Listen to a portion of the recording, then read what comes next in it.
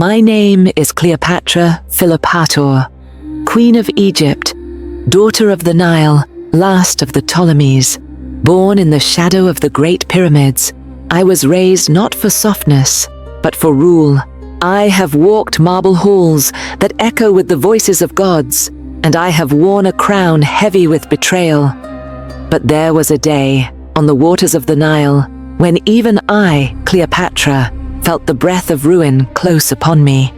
A day when brother fought sister, when Rome itself stood between us, and the fate of Egypt trembled on the tide. Look into my eyes, and you will see what I saw. The fire of Alexandria, the smoke of treachery, and the moment when a queen was born from the ashes of her own fall. It was the year 47 before Christ, and Egypt, once a kingdom of balance and divine order, had become a nest of serpents. My brother, Ptolemy XIII, was too young to understand power, too stubborn to release it, and too easily dominated by those who whispered poison in his ear.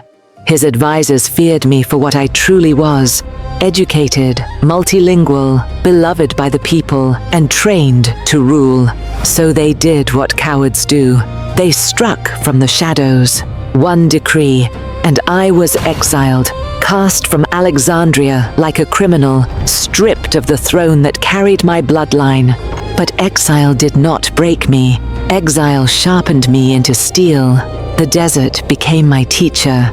The dunes taught patience. The heat taught endurance. The silence taught clarity.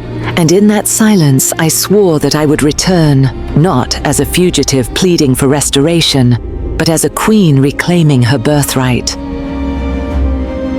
When word reached me that Julius Caesar had arrived in Alexandria to settle our dispute, my heart steadied. Rome had come, and Rome did not come for trifles. This was my opening. Under the cover of night, I sailed back toward the city that had betrayed me. Alexandria shimmered under the moon, but the air was tense, thick with unrest and unspoken war. My loyal servant, Apollodorus, smuggled me into the palace gates, hidden inside a rolled carpet. A queen wrapped like contraband.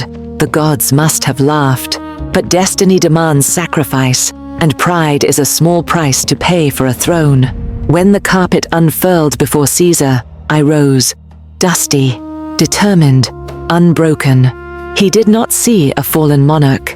He saw a storm contained within a woman, a mind sharp enough to match Rome's greatest general, and a will carved from stone. From that moment, our fates intertwined. Roman discipline and Egyptian cunning bound together against the chaos-consuming Alexandria. Yet alliance alone could not still the city. My brother's soldiers tightened their grip. Drums echoed through the streets, and the Nile rose as though sensing the blood soon to stain its waters. War descended upon Alexandria without mercy.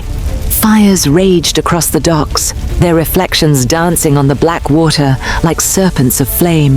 The library, cradle of knowledge, pride of scholars, caught fire as embers leapt from scroll to scroll, turning centuries of wisdom into drifting ash. Caesar's legions held the palace quarter with iron determination. They fought in narrow streets where blades flashed among clouds of dust and smoke. Every hour brought fresh attacks from Ptolemy's forces as the city groaned beneath the weight of civil war.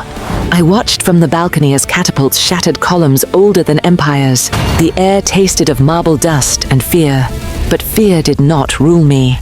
Destiny did. The Nile swelled from winter floods, overflowing into lower streets, dragging debris, bodies, and memories toward the sea. To some it was misfortune. To me, it was a warning. The river was ready to judge us. The fighting in the streets reached a breaking point. Realizing he could not crush Caesar inside Alexandria, Ptolemy abandoned the city and rushed his remaining forces toward the Nile, hoping to regroup and strike from the water. Caesar reacted instantly. He seized the harbor, boarded his ships, and pursued the fleeing king down the river. The siege had begun in the alleys of Alexandria, but the final blow would fall upon the waters that had crowned and buried kings since the dawn of Egypt. At dawn, the river erupted with war. Ptolemy's fleet surged down the Nile, gilded ships gleaming beneath the rising sun, their banners snapping like whips in the wind. They advanced with desperation sharpened into fury, a final attempt to reclaim the throne slipping from their grasp. Caesar's ships met them head-on. From the palace terrace overlooking the water, I watched triremes collide with the violence of storms. Oars splintered, arrows darkened the sky, firepots shattered on decks, releasing flames that slithered across the river's surface like living spirits. The Nile transformed into a battlefield of fire and splintered wood. Then came the cry above the chaos. Ptolemy's ship is struck. I leaned forward, heart frozen and fierce. There he was, my brother, thrashing as his vessel sank beneath him. His armor, heavy with gold, dragged him deeper. The crown slid from his head and disappeared beneath the water's surface, lost to the depths that had nurtured our dynasty. No final words, no noble ending, just a boy swallowed by the river he tried to claim, and with him the last breath of resistance. The roar of battle softened, the wind quieted. Victory drifted across the water like the turning of a tide. When the smoke cleared, Alexandria lay scarred but breathing. Streets cracked, roofs collapsed, walls blackened with fire. The people emerged from temples and ruins alike, their faces streaked with ash, their eyes filled with uncertainty. When they saw me standing beside Caesar, they bowed, not in fear, but in acceptance. Their queen had returned. Their queen had survived. Their queen had won. The Nile ran dark for days, carrying away the remnants of war.